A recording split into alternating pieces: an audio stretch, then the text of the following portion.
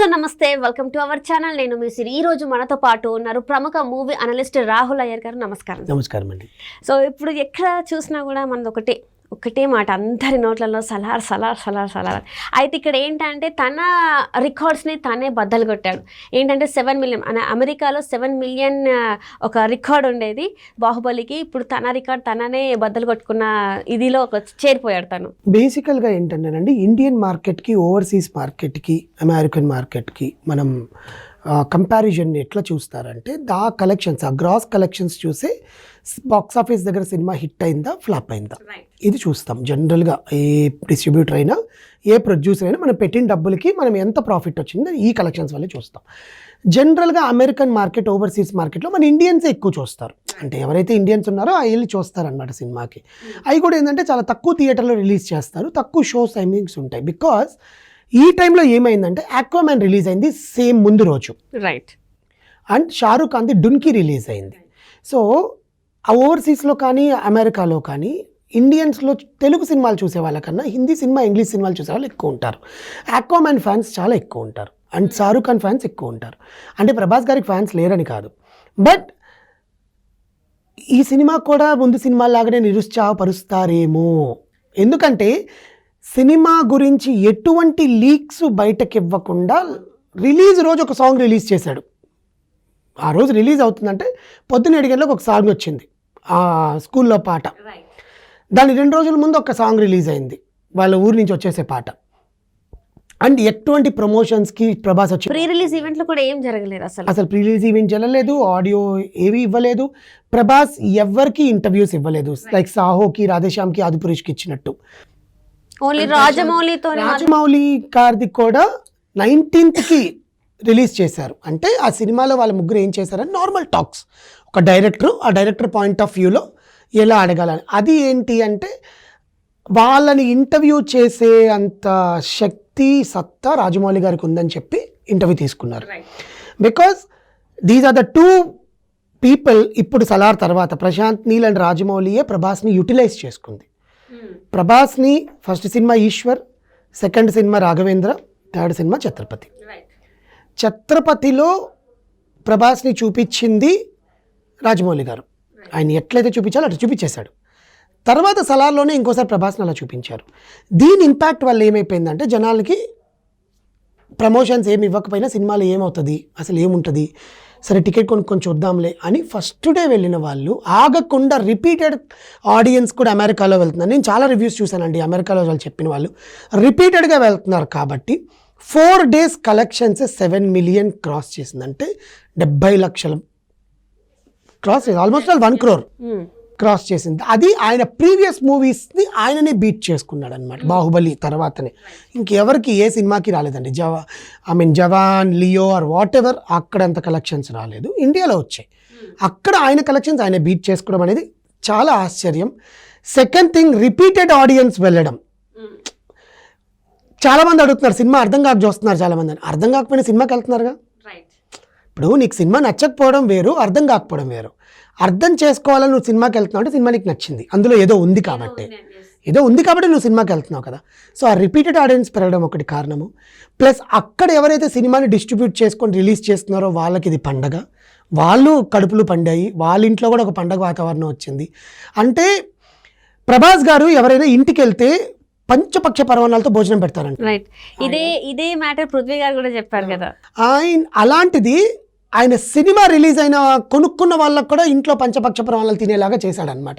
That is what is given return gift to the people who love him.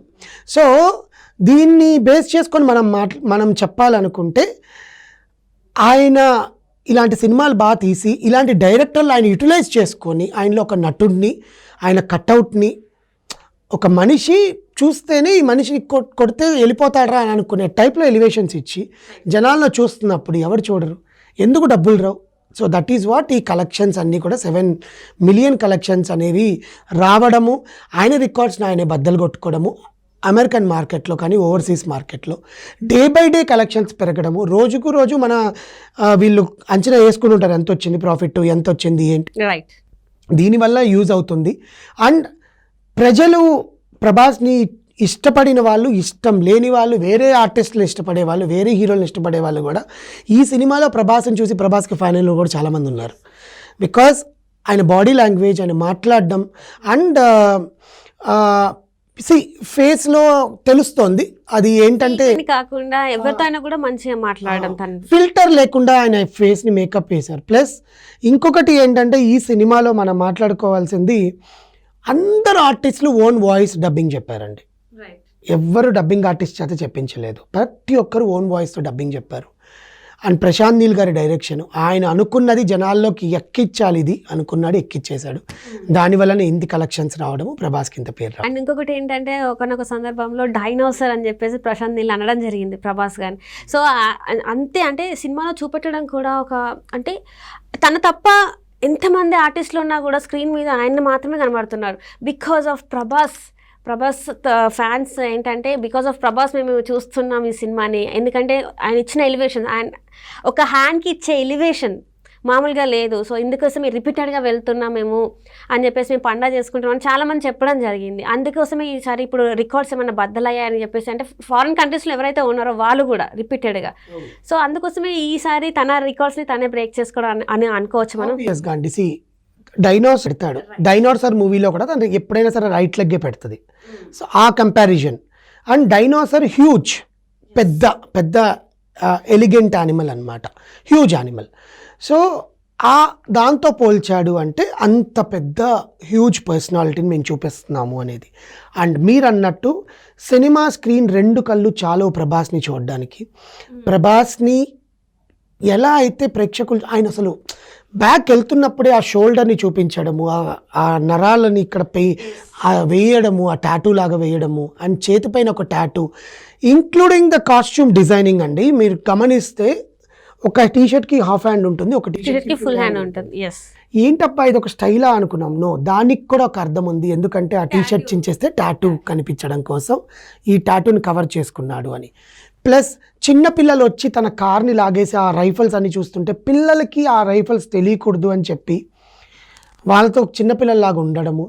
These all things ఏమైపోద్దంటే జనాలకి influence అన్నమాట. నా హీరోని ఎలా చూడాలనుకున్నాను, ప్రభాస్ రాజు ఉప్పలపాటిని ఎలా చూడాలనుకున్నాం మేము, మా రెబల్ స్టార్ ప్రభాస్ని ఎలా చూడాలనుకున్నాం అనేది ఆ సినిమాలో మనం చూసామన్నమాట.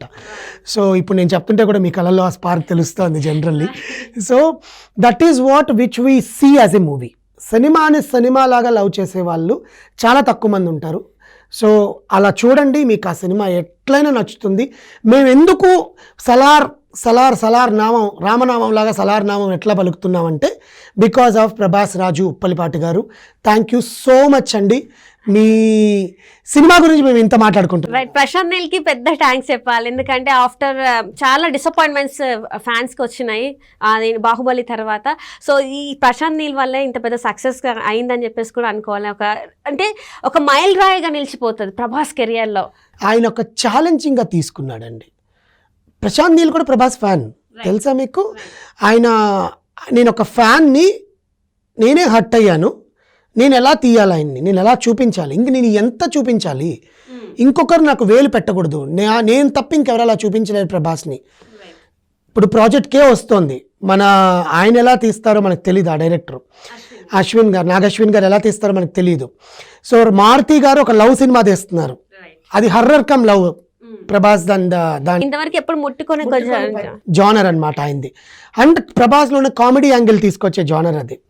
సో ఇవన్నిట్లో మనం ప్రభాస్ని చూసేస్తాం బికాజ్ అది ఒక ఆర్టిస్ట్కి నవరసాలు. కానీ ప్రేక్షకుల మైండ్లో నువ్వు ఎట్లా నిలబెట్టాలనుకుంటున్నావు ఇతన్ని అనేది ఒక డైరెక్టర్కే తెలుస్తుంది. ఆ విజన్ అది రాజమౌళి గారికి తెలిసింది. బాహుబలిలో అండ్ ఛత్రపతిలో చూపించేశారు. రానా ఉండనివ్వండి, ఇంకెవరైనా ఉండనివ్వండి, అక్కడ ప్రభాస్ అట్లా వచ్చి నిలబడితే ఇది సేమ్. మీరు సలార్లో చూస్తే శ్రేయారెడ్డి మాట్లాడుతుంటే వెనకాల ఒక విగ్రహం షాడో వస్తుంది ప్రభాస్ది. ఆ షాడోకే ఝాన్సీ వణికిపోయి కింద కూర్చుంటుంది అనమాట ఇట్లా. సో దట్ ఈస్ కైండ్, అది ఒక ఫ్యాన్ మూమెంట్ అనమాట. ప్రశాంత్ నీల్కి కూడా నా హీరోని నేను ఇలా చూపిస్తున్నాను, నా హీరోని ఇంతకన్నా ఎక్కువ చూపించలేను అని చూపించుకున్నందుకు ఆయన ఒక ఛాలెంజింగ్గా అది కత్తిమాన్ సామండి. ఒక 2-3 ఫ్లాపుల సినిమా వచ్చాక ఒక హీరో సినిమా నువ్వు డైరెక్ట్గా ప్రజల్లోకి రిలీజ్ చేస్తున్నావు, అది కూడా without any leakage. Without any. ట్రైలర్లో చూస్తే 2-3 నిమిషాలు కనిపించాడు మొత్తం 3 నిమిషాల ట్రైలర్లో ఒక 30 సెకండ్లు 40 సెకండ్లు కనిపించాడు. ఫ్యాన్స్ అప్పుడు కూడా తిట్టుకున్నారు ప్రభాస్ ఎందుకు కనిపించలేదు అని, అదే సినిమా ఉందా లేదా అని చెప్పి ఏంటి అనేది. కానీ సినిమా చూసాక ప్రభాసే సినిమా. ప్రభాస్ ఎవరు, ఒక్క దేవరథ శౌరాంగుడు ఎవరు అనేది సినిమా చూడాలి. ఆ సినిమా చూడాలంటే ప్రభాస్ ఎవరని తెలియాలి. ప్రభాస్కి ఐశ్వర్యరావుకి సంబంధం ఏంటి, శ్రేయారెడ్డికి సంబంధం ఏంటి, శృతి హాసన్కి ప్రభాస్కి మధ్యలో లవ్ యాంగిల్ కూడా చూపించారు దాంట్లో. అంటే ఒక హీరోయిన్ అమ్మాయిని ఒక క్యారెక్టర్ ఆర్టిస్ట్గా వాడుకోకుండా ఆ అమ్మాయి కూడా ఒక పర్సన్ని చూసి లవ్ ఫీల్ అవుతుంది. ఒక మనిషి అట్లా కొడుతుంటే ఆ ఆశ్చర్యమైన ఫీలింగ్ ఒకటి చూపించడం ఒకటి. ఇవన్నీ కూడా కలిసి ప్రశాంత్ నీల్ ఒక ఛాలెంజింగ్గా తీసుకొని తన స్క్రిప్ట్ని డిజైన్ చేసుకొని 6 months టైం పట్టిందంటండి ఒక క్యారెక్టర్ రాయడానికి. రాసుకొని వాళ్ళందరినీ ఒప్పించి వాళ్ళని వెయిట్ చేయించి అండ్ అందరిలాగా 3 ఏళ్ళు 4 ఏళ్ళు తీసుకోకుండా తన విజన్ని తను ఒక 6 months 9 monthsలో కంప్లీట్ చేసేసుకొని రిలీజ్ చేయడం. ఎందుకంటే KGF Part 1 Part 2 కూడా ఈ